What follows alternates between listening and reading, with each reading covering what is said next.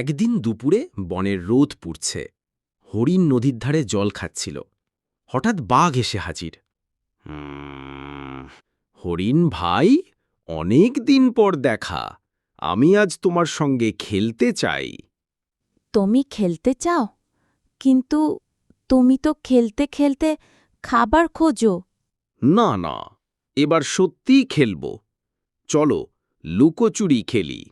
হরিণ বুঝতে পারল বাঘ চালাকির ফাঁদ পাচ্ছে। সে নিজের বুদ্ধি কাটাল।